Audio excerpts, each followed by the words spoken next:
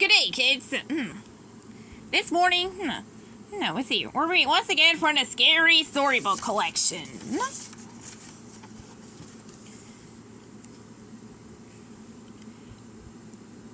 That takes place, let's see, on exactly page 151.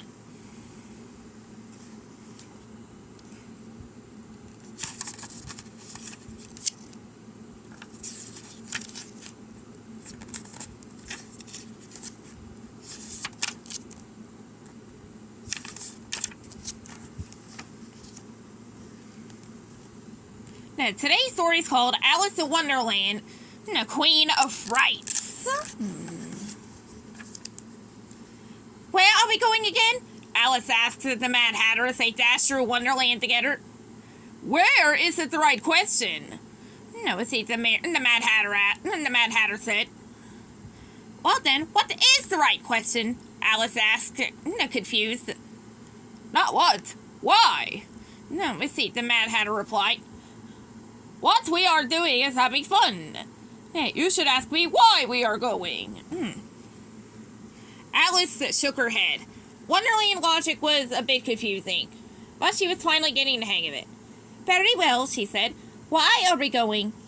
I don't know why, the Mad Hatter answered. I just know that we are in a hurry. The Mad Hatter rushed along and the curious Alice followed behind.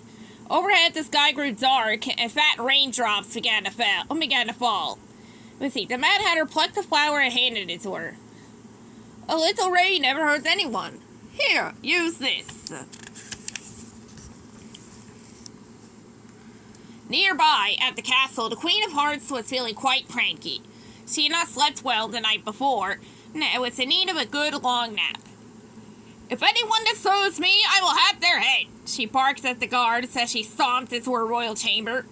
Spotting the rain streaming, as she in through her open window, the Queen frowned. Nasty rain, she muttered, closing the shutter tight. Then she took off her crown and placed it gently on the table beside her and climbed into bed. In no time at all, the Queen of Hearts was sound asleep. But the Queen was not a quiet sleeper, and she was soon snoring so loudly that she woke herself up. When she opened her eyes, she saw that the table beside her was empty. My crown! She cried, jumping up out of bed. The Queen of Hearts looked around frantically. Finally, he spotted the crown on the other side of the room.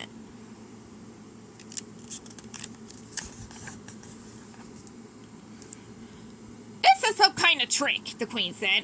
Then she raised her voice, so that everyone could hear her. Whoever is trying to trick me will lose their head. The Queen climbed back into bed and closed her eyes. But before she could even start snoring, a strange sound filled the room. Creak, creak, creak. What is that racket? She cried, sitting up. Then she saw her rocking chair swaying back and forth.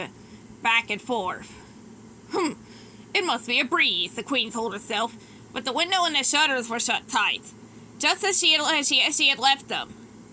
Something else was moving the chair.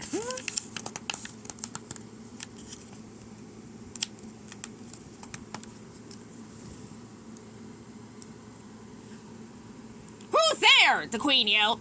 She tried to sound threatening, but her voice was beginning to shake. She stomped across the room and stopped the rocking chair from rocking. And she climbed back into bed and tried to go back to sleep. The Queen of Hearts closed her eyes.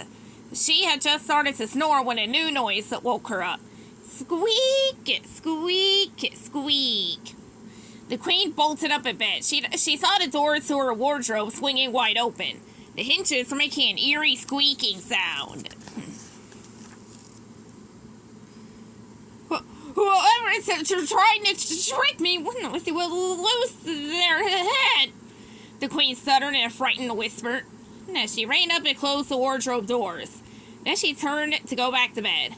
Creak, creak, creak. The Queen spun around. Something had to come out of the wardrobe. It had legs but no feet. It had arms but no hands. And worst of all, it had no head. The No, see, the Queen of Hearts screamed. A ghost!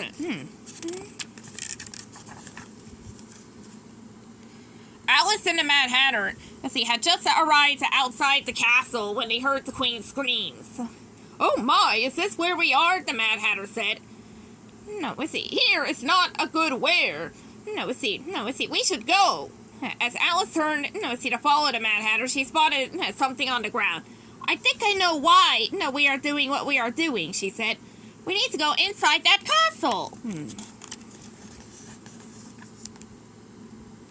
A few moments later, Alice and the Mad Hatter burst into the Queen's chamber. The ghost! The ghost! The Queen of Hearts yelled. She was as white as a sheet, trembling from head to toe. Alice marched up to the ghost and pulled off its shirt. It was the March Hare. The little dormouse peeked out of the front pocket of the March Hare's jacket. I remember now, the Mad Hatter cried. We were playing hide and seek.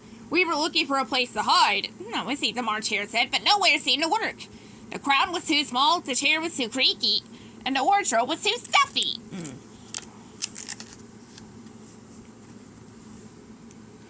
The Queen of Hearts turned a deep shade of red. Off with your heads! She screamed. The Mad Hatter knew when it was time to go. He tapped the March Hare on the shoulder. You're it, he cried. Then he ran off. Alice followed him. The palace guards chased after her. Off with their heads! The Queen of Hearts screamed again. Outside the rain had stopped, but luckily the ground was still muddy.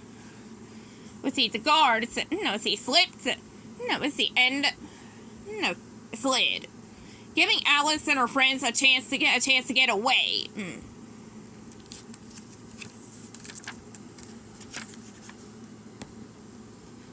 Back in the Mad Hatter's garden, Alice and her friends enjoyed a nice cup of tea. That was fun, the Mad Hatter exclaimed. The March Hare agreed. Let's play another game, he said. What do you say, Alice? The Mad Hatter asked. I think I've had enough games for one day. Alice replied. I play Fawn in my head, and I like to keep it. The end.